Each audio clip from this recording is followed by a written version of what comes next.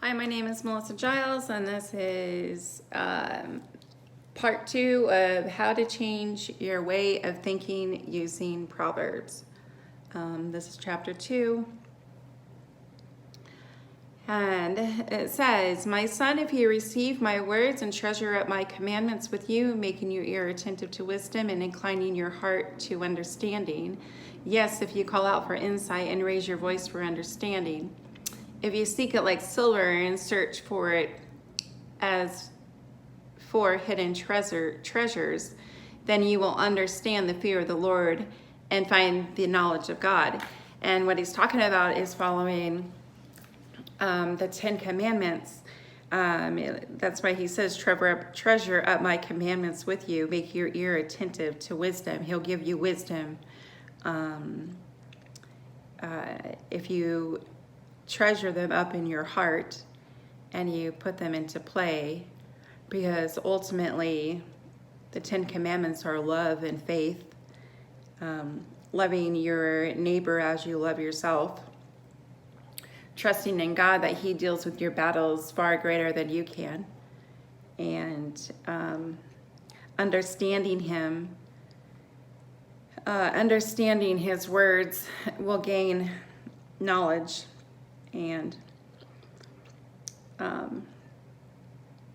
you will know God. You will know him on a personal level as well as all other levels. He will change your way of thinking if you can do those 3 things. If you seek it like silver and search for it as for hidden treasures, then you will understand the fear of the Lord and find knowledge and find the knowledge of God. And that is the knowledge of God. For he will come to test you at the end of the 10 Commandments, it says in Exodus 20:20. In Exodus 20:20, he heals the blind, right? For the Lord gives wisdom, from his mouth came knowledge and understanding. He stores up sound wisdom for the upright. He is the shield to those who walk in integrity, guarding the paths of justice and watching over the way of his saints. And I talked about that in previous videos. There's people that are called, there's people that are chosen, and then there's very few that actually become as saints. Then you will understand righteousness and justice and equity, every good path. For wisdom will come into your heart, and knowledge will be pleasant to your soul. Discretion will watch over you, understanding will guard you, delivering you from the way of evil and from men of perverted speech, who forsake the paths of uprightness to walk in the ways of darkness, who rejoice in doing evil and delight in the perseveredness of evil, men whose paths are crooked and who are devious in their ways. We have to really pay attention to who we hang out with. Oh, sorry, my neck just cracked. You have to pay really close attention to who we hang out with. And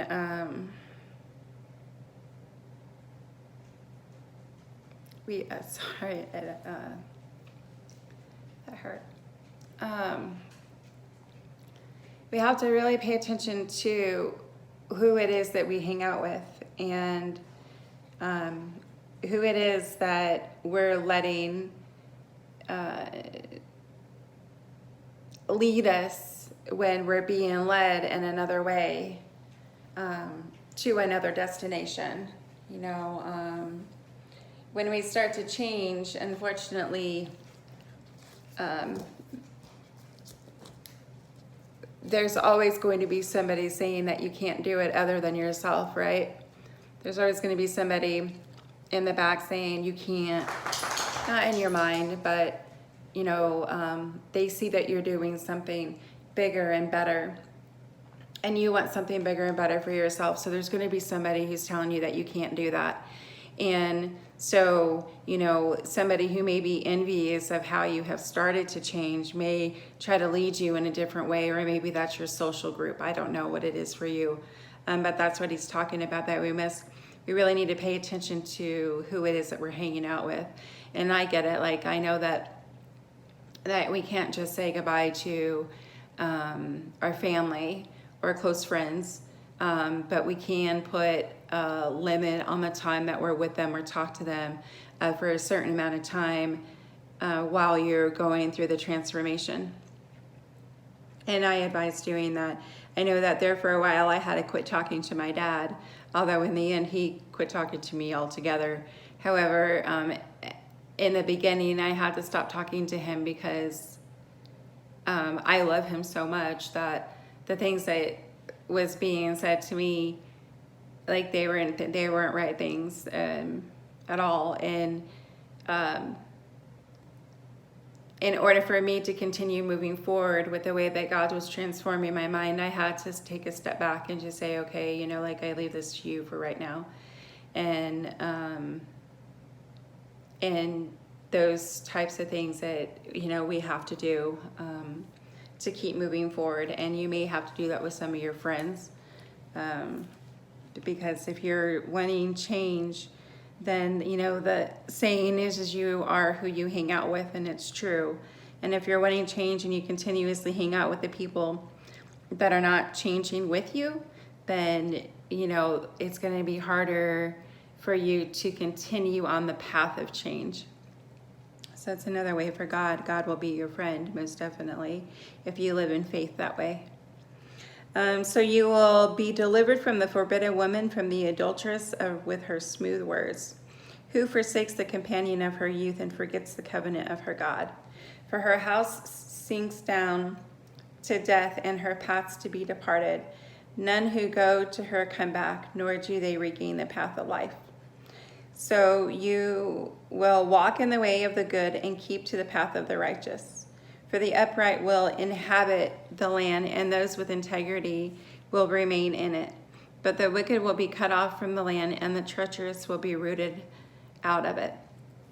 And, you know, and like, again, it's when we're going through change, it's hard enough to want to learn or continue to want to learn the different path, right? And then when we have all of the outside noise of other people and things of that nature, then it makes it even harder, you know. So, you know, again, the first verse is, my son, if you receive my words and treasure up my commandments with you, making your ear attentive to wisdom and inclining your heart to understanding. Yes, if you were to call out for insight and raise your voice for understanding, if you seek it like silver and search for it as for hidden treasures, then you will understand the fear of the Lord, will find the knowledge of God. So, you know, if we fear him in our decisions of either going back to that kind of lifestyle, you know, then, you know, we have a better knowledge. And this all comes from the 10 Commandments, the last verses, so chapter 2. Let's see here. 12 through 22 is like the last 5 through 10 of the 10 Commandments. So if you can intertwine that with your thinking and the fear of the Lord, then you're on your way of changing your way of thinking to be one-minded like God. With that said, that's all I have for this video. If you got something from it, then please leave a comment. Thank you.